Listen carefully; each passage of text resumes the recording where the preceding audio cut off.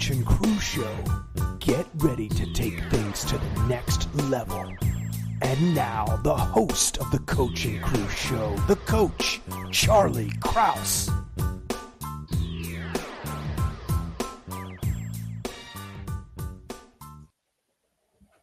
All right, welcome everybody. This Coach and Crew Show. Phil and I come to you every Monday, and we talk about what's the latest and greatest in our sports worlds, and we just have a little banter of a conversation. This, for those of you who are regulars, you know this part, but please join in the chat. And if you post some questions, we're pretty good about responding to it and having some fun with it.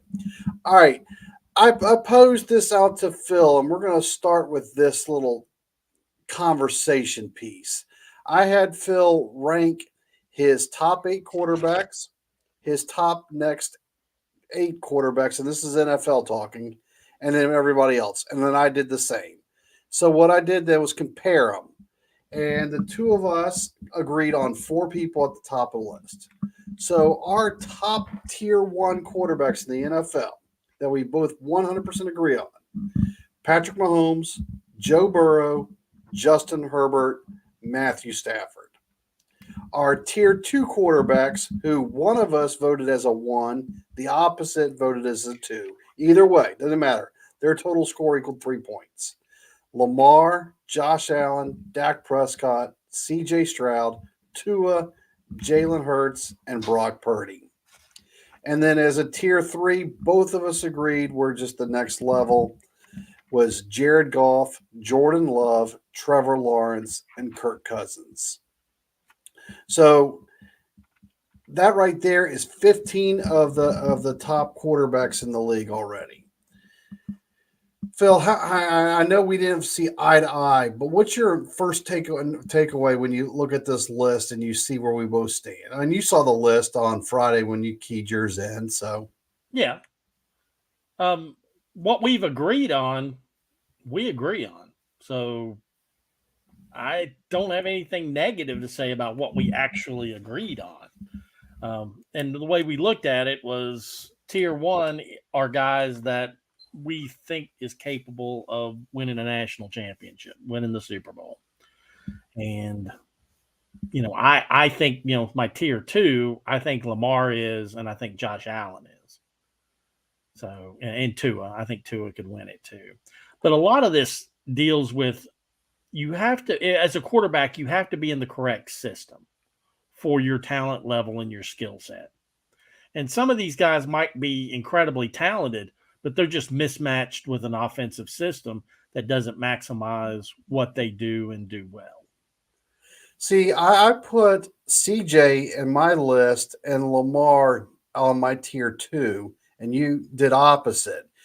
And it comes down to the AFC Championship game for me. How many bounce passes did Lamar Jackson complete in the AFC Championship game? He's not the most accurate guy, but again, I look at who can take their team and win the Super Bowl. So I took that same question. That's why I made CJ at top 1. If he can lead a Houston Texans franchise who's been horrendous for the past half decade to winning the AFC South in year 1.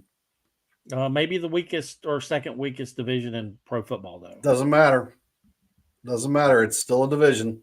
It is a division, but it's weak. It's a weak division. That's like it's not like he's the world's tallest midget there. Maybe. Well, we're splitting straws if you ask me that. But the way I look at C.J. Stroud, he's an incredible talent.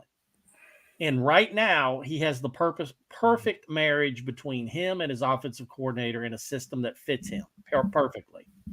But that OC isn't going to be there very long, because if he keeps these results up, he is going to take a head coaching job somewhere else. And the way it looks now, we don't know if there's a guy that's going to step in and put CJ in the position to win. The Houston Texas football team is not in position to win right now, period. They're not. They're just not quite good enough yet. But I think that their coaching's not going to be consistent. He's not matched with a head coach. The head coach is a defensive head coach. He's matched with an OC that's not going to be there long. Where when you take a look at Matthew Stafford, Herbert, he's now matched. Well, he's matched with an offensive guy. Harbaugh's kind of an offensive guy. Harbaugh's just his own different breed. Well, that is true. He's a unicorn. Joe Burrow's matched with an offensive guy, and Mahomes is matched with Reed, who's right now proven to be the best coach currently in the NFL. So the top tier guys are all with offensive head coaches and a unicorn. And when you start looking at the other guys that are matched with an OC and with a defensive-minded head coach, they're not positioned very well because that OC can go. Look at tier 2, Lamar Jackson. I could see that pushing him down because he's matched with a guy that was a coordinator for special teams. And it seems that every time Baltimore Ravens changes OCs, it sets their team back a little bit. Josh Allen, it's basically the same deal with him. They're musical chairs on the OC, and I think that holds him back. Dak Prescott's married with an idiot. Tua actually has an offensive head coach. Jalen Hurts does, but we don't know what's going on in Philly.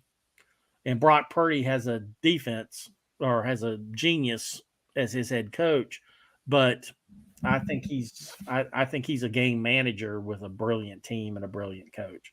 So doesn't mean they can't win. I'm all in for Brock Purdy. San Francisco's got 3 more years to figure it out, and then he's going to get paid big time. And then their whole team's going to go down the toilet because once you start paying your quarterback, you can't have number one in the NFL at every single position around there, which the 49ers have the number one player in the NFL in a lot of different positions. And they're going to be facing that problem. But they also, if they draft well and be smart, and we're getting sidetracked here, but if they draft well and do well on other things, then some of those players, like the new one might be Ayuk, he's going to go somewhere else. Yeah. That's going to free up, and they're just going to start. They've got a system in place, and they do have a system, but until they pay that, when they pay the quarterback, that's going to change things. And I think they've got 2 more years left, so they've got a window of 2 years to do whatever they're going to do. So someone brought this up, and I don't know when the good time to throw this one in there, but I wanted to get your take on this because I was like, all right. So someone on one of those podcasts that you just thumb through and listen and whatever, I wish I could say who, but they basically were comparing people going in or in the draft, and they were talking about Michael Penix and comparing him to Tua and basically saying how he's going to be. They're just left-handed, dude. Left-handed, that's deep it. Ball, and he throws a more accurate deep ball than Tua. And so Tua's, I don't know. I found that as an interesting comparison. Until the Michigan game, I was high on Penix. I was high on Penix. Oh no, I was on the Penix bandwagon. But then since the Michigan game, I'm trying to figure out where it settles down, and I've got most of the first round pretty much plugged out. I'm hoping to get it done by the end of this week, realistically 2 weeks. But I want to have my initial. Penix horrified me in the Michigan game.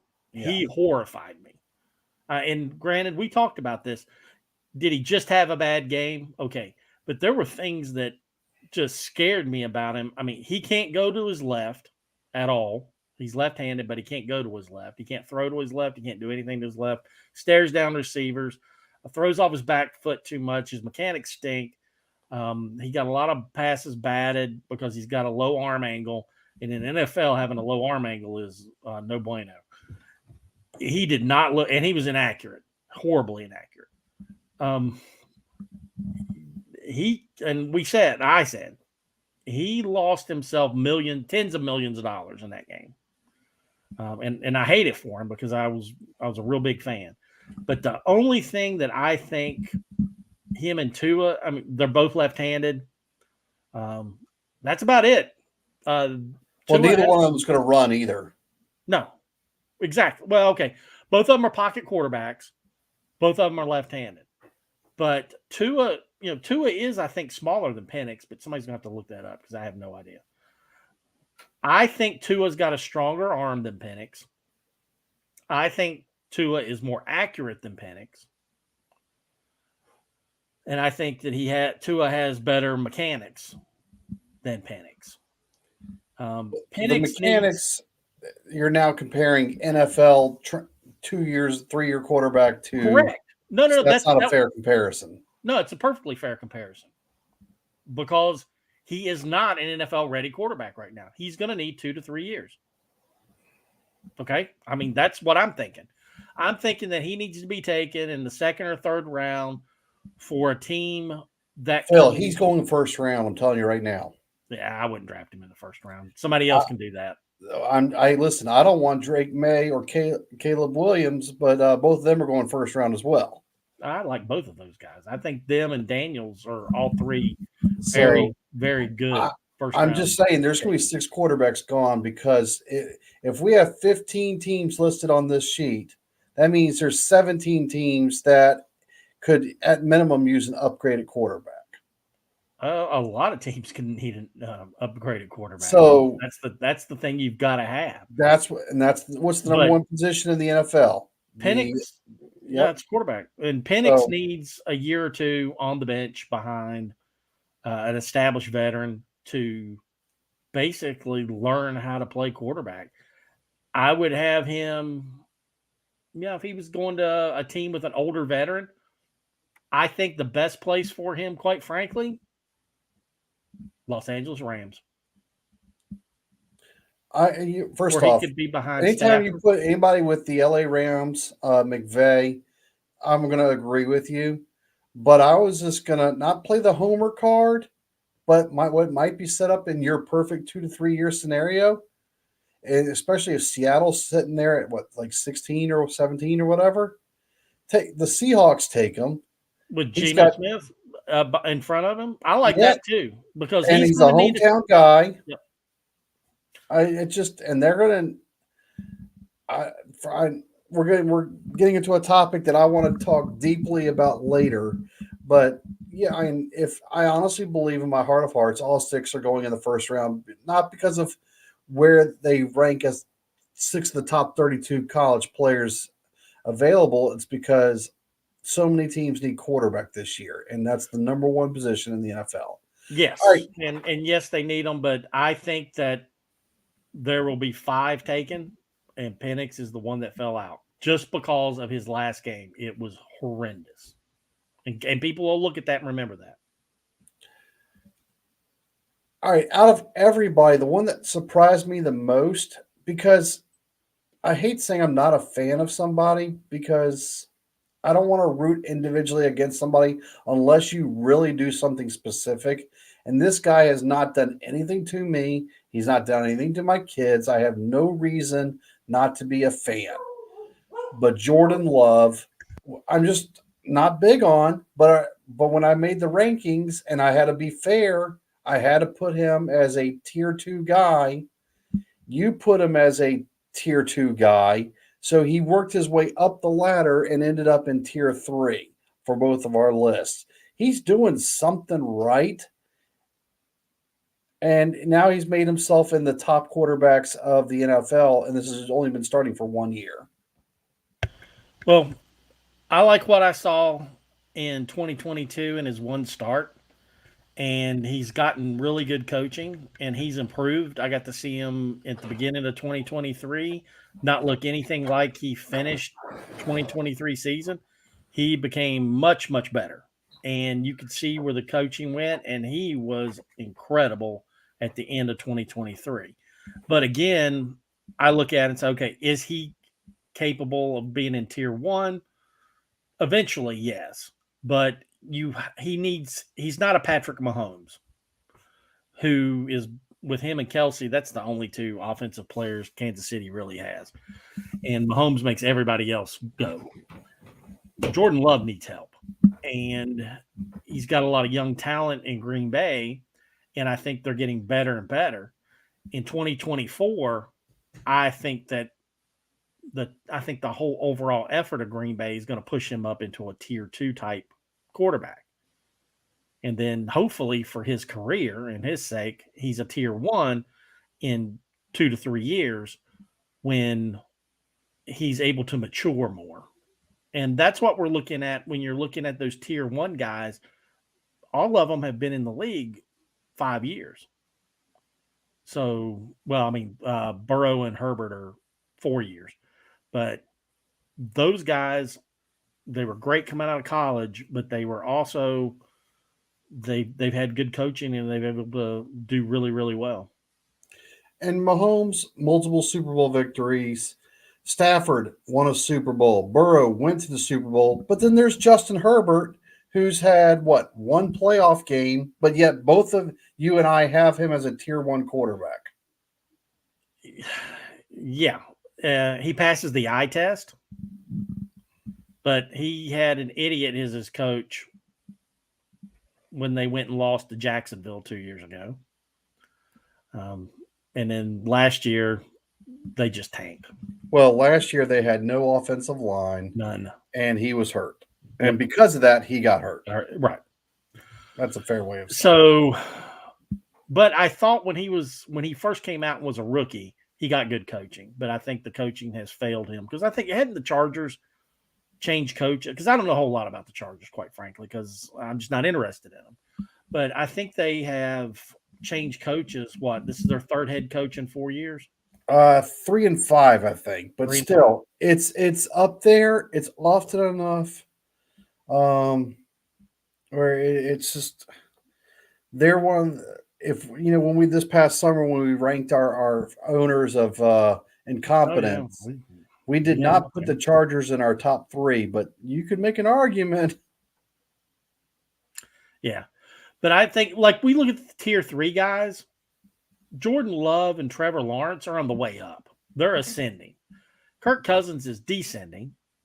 And Jared Goff, he's the product of his offensive coordinator, and he's got one more season with that guy. So, it just depends upon what he can do with that. He has to have a system that fits his style, and he needs that short, quick passing game with the play action to keep him in rhythm, and he excels at it. So I think Goff is perfect for the offense that Detroit's running right now. I think it's obvious that he's perfect. And so switching gears, I want to hit the main topics first, and then we'll go to our sidebar conversations. We're in the heart of Road to WrestleMania, and The Rock is on everything now. And Rock's number 1 goal is make this the biggest Mania ever. After a little rope-a-dope and storyline setups, it's looking like, and we'll know more as it plays out, but it's looking like you're going to see The Rock and Roman in double main event, one on Saturday night, one on Sunday.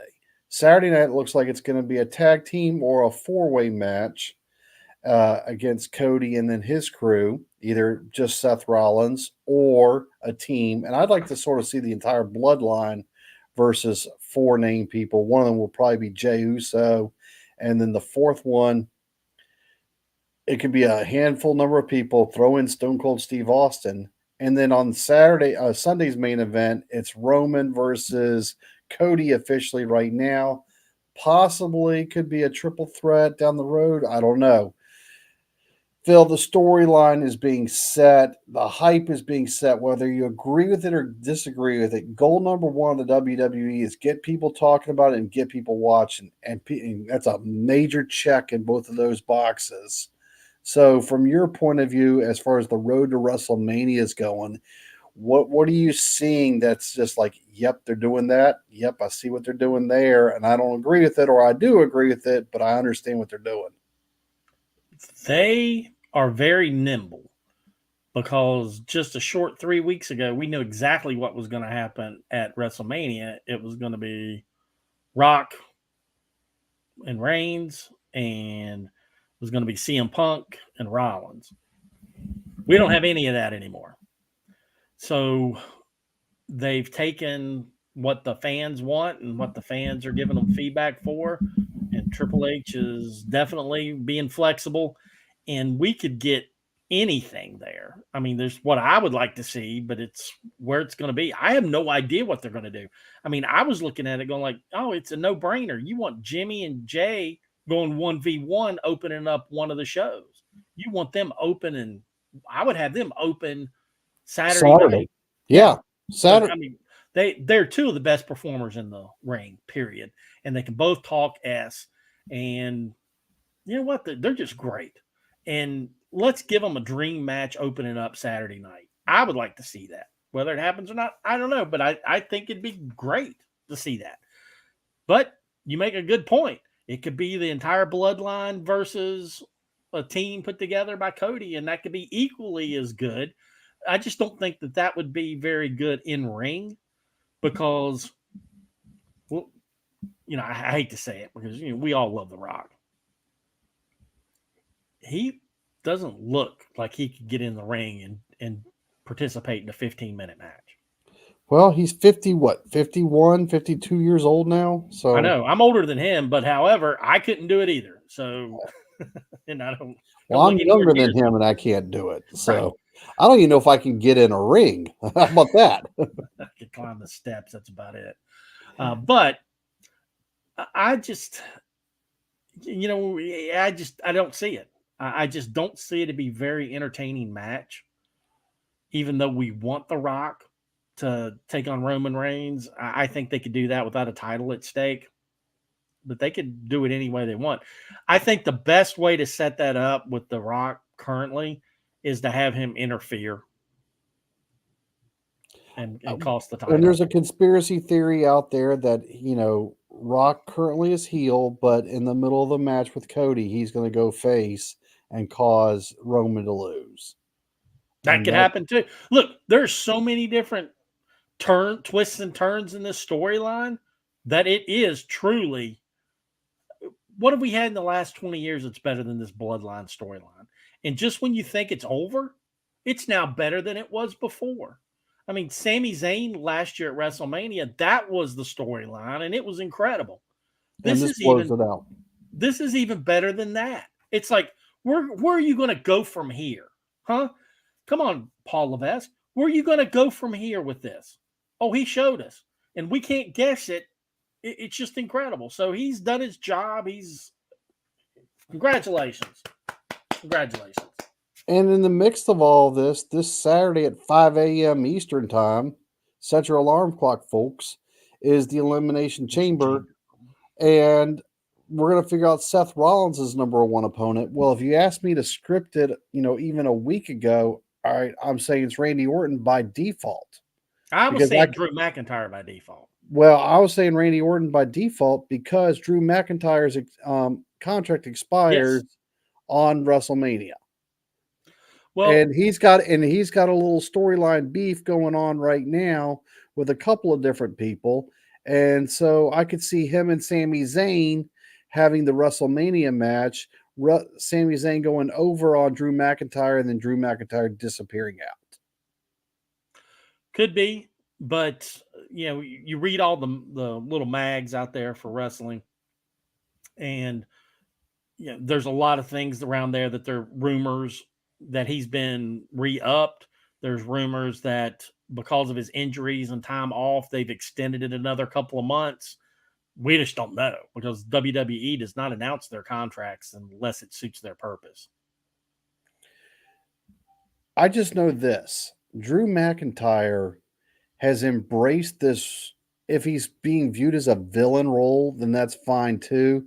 But I don't see him as a villain. I just see him as like that backyard, schoolyard jerk bully, and his online mockery of, you know, CM Punk's injury and Sami Zayn, all that kind of stuff. He makes me chuckle every time. It's funny. It is funny. So it is very funny. I like Drew McIntyre. I like him as a heel. I like him as a face. You know, we said that he carried WWE on his back during COVID, and they owe him for that. But if he wants to do a heel turn and go, I just hate to say it, but I got to put it out. The title needs to come off of Seth Rollins. It was past due back in August. we honestly thought it was coming off in August, Yeah. and it still hasn't yet. And some of that's just Triple H being Triple H, and he just doesn't like short championship reigns. Nope. Where I'm okay with some short championship reigns. Mhm. I mean, look at the Big Show. He never really carried the belt long, and he usually lost the title by the most joke of joke ways. One time he lost the Intercontinental belt in a table match because he slipped off of the top turn or off of the apron of the ring and put foot through a table and self lost his Intercontinental Championship. Another time he was in a steel cage match with, I believe, Kurt Angle for the World Heavyweight Championship, and Kurt Angle won the belt over a Big Show for no other reason because Kurt Angle could climb out the ring faster. So sometimes a fast turnaround on a championship run, I'm okay with. They all don't have to last 3.5 years. They all don't have to go they don't have to go from Mania to Mania. Nope. I'm not a big believer. If you want to go from Mania to SummerSlam and Right, have look, a title change, Jinder Mahal losing his title within 3 months. Perfect. Right? right? He didn't need to carry it a long time. Perfect. I mean, it's a congratulations you won Yes. type of thing. Mhm. And now what's next? And some people, the climb is where they're better at than the peak of the mountain. Big E, Kofi Kingston. The journey was better than the destination. And now Kofi, I actually enjoyed Kofi Mania. Yeah, And because the journey of getting there was incredible. and Kofi, while he was It was organic. champion, was still actually kind of fun because we always were assuming this was going to be when he lost it because we assumed he was the underdog even as champion. Yes. And then this product called SmackDown went to Fox Live, and they paid how many billions of dollars for a Friday Night Live, and their very first match on that was Brock Lesnar, and Kofi lasted 9 seconds, and he dropped it then, Yeah. and he never once got a rematch. Fox didn't want Kofi Yep. as the champion. They wanted Brock. So unfortunately, Kofi did not have a good in-ring run and didn't get a rematch whatsoever. But yeah, some superstars, their climb is better, and some superstars just do better with other championships. We both would love to see R-Truth get one run at one of the Just something. one of the 4 championships. Just put the belt on him for a month. Yeah. Just from one premium live event to another premium live event. And just let him do it. Because it would be awesome just on those in-between Raws. Yes, exactly. Just it could be the Intercontinental. Well, we know that Gunther ever going to get his name back? Is he ever going to be Walter again? Because Triple H keeps giving guys their names back, which I applaud. It's always going to be Pete Dunne. I couldn't even remember the other name that he was using in WWE, but it was always going to be Pete Dunne to me. Yeah. So it's good that they're getting their names back. Well, will Gunther ever go to Walter? I bet you he doesn't because now he's established. He is, but I think that he is next in line to carry the championship. Probably next WrestleMania will probably be his moment. Maybe as early as SummerSlam. He's not allowed to wrestle in Elimination Chamber, and I actually know why. He will not be there because he's in a 6-month window right now where he's not allowed to leave the United States because he just got his citizenship. Oh, and wow. Part of the becoming a U.S. citizen, even for work-related reasons, which this is, you're not allowed to leave the United States during that 6-month window. And so he's like, I think this is month 5 of it. And so he's still not allowed to travel outside of the United States during that time frame. So he will not be involved in elimination chamber whatsoever. So I understand that. But I if we're talking Mania, and I know Mania is now 6 weeks away still, I would say every champion is the underdog. And that's a rare time we can actually say that. At WrestleMania? Well, we don't know who the women's champions are going to be. Well, And Io's going against Bailey. We know that for sure. you think Bailey's going to beat Io Sky? Yep. Okay. I mean, I could see it. That's been an excellent storyline. That turn there, that's been an excellent storyline. And then over on the other side at Raw, that's been an excellent storyline too, with Nia Jax coming in there. Yep, but I'm pretty sure because of that kickoff show, Becky and Rhea are gonna, bring the house down. And now Becky might be the one that does not beat the current incumbent champion. But other than that, Intercontinental, the United States Championship, whether it's going to be Kevin Owens or LA Knight against the Maverick, Logan Paul. Logan Paul, thank you. I think Logan Paul hands over the belt. Intercontinental title. He's such a great heel. I want to give, when we were sitting there at SummerSlam and I was bitching about the guys, like, I can't stand this guy. He's really earned my respect to being a professional wrestling heel over the past year. Because he's starting to show up often. Yeah. And I like his character as a heel. And I do. I think that the two biggest, if I had to give most improved awards for WWE, Dom and Nick, it's Mysterio. Dom and Nick, both of them. Mysterio and Logan Paul. All right. I think their characters, I think they have done incredible job with their characters, both of them. Stop the presses, folks. Phil and I just 100% agreed on something. That's never good. No, it is not.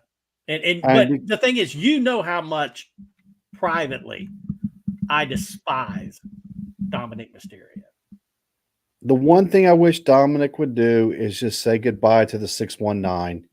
Yes, absolutely. Get your own damn move, dude. That's a fast person's move, and he hits that thing just too slow, and it just doesn't work. You're right. 100 on that one. 100 on that one. And I mean, even if he took the Miz's face slam thingy, whatever that's called, I'd be okay with that. But the 619 specifically doesn't work. Maybe he needs to call it the 434 or the 804. I don't know, but no, he needs to dump that and dump the Eddie Guerrero stuff. It's just time for that storyline to move forward fully. It does. And if you watched his Kevin Owens match, Kevin Owens is having to lead that. And it's like, oh, damn, dude. But he is really over as a heel, and I like his development of the character. And he can take, for the past 15 months, that dude has taken a hellacious beating every night. And he's been working, 5 nights a week, 6 nights a week? Because he's also on NXT often. Yeah, exactly. So that earns my respect. Me too. And not that he cares if he's got my respect or not, but being a long-term WWE fan, he now has my respect. When before I said, get this guy out of here. He has no business being a professional wrestler. Because he never earned it. No, never did. He got fast forward to the front of the line. Right. The last 15 months, he's earned it. So I give him props. I no longer look at him as a fraud. No, he's the real deal. And the one thing you can say growing up in his real family is he knew the business and he knew how to tell a story and he knew how to make a character. And he does. And he does a very good job of it. And that's part of the key to it. So I actually enjoy him now. I'd go boo him like everybody else. And I think that really works. And allowing him to be a heel and to relish in it really works. It really works. And the crowd still just eats it. Yep. And Logan Paul's a freak. Yep. He's just a freak. And he's still not as smooth as Dominic Mysterio is as far as his acting in the ring. But his wrestling is freaking tremendous. He's got the athleticism down. He just needs better He needed to went to NXT and did a solid year, 52 shows, week in, week out. And I think he would have benefited tremendously from that. All right, Phil, any other storylines you want to touch base on this week? I'm going to stick with WWE. Braun Breaker. Getting back to the name thing. Will they let him have his name? Please, for the love of God, let him be called Steiner. He is the younger of he's a Steiner, folks. Put him in a Michigan Letterman jacket with the wrestling ear things. He played football for Kennesaw State University out of Kennesaw. All right, so let's just keep that straight. He's the real deal. His in-the-ring work is, just tremendous. It's tremendous. And then his mic skills and everything is being a heel. He's a natural heel. He's Randy Orton. And that's huge. That's huge shoes to fill. But he's Randy Orton. Love the guy. I think he's an up and comer. If please, Triple H, do not screw this kid up. Do not screw this character up. Slow build, work him. Don't let him lose a whole lot of matches. You don't have to really protect him. He can lose, but if he loses, let him wrestle a 15-minute main event match where he tears the hell out of the guy that wins. And it's just one of those last man standing matches or something where the other guy stands a split second before he does. Something like that. Protect him and let him gain as he loses. But he's tremendous. So I am so excited about seeing him wrestle. And the other one that they just signed this week, Tiffany Stratton, look out. She is incredibly talented. Anybody that's been watching NXT for the past, 18 months has been able to see that. And as long as they don't screw her up, she's another superstar. So I think the future is bright as long as Triple H just walks it through and he keeps doing what he's doing, because what he's doing is freaking working.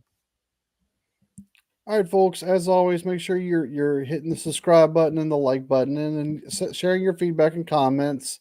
And we're here every Monday night.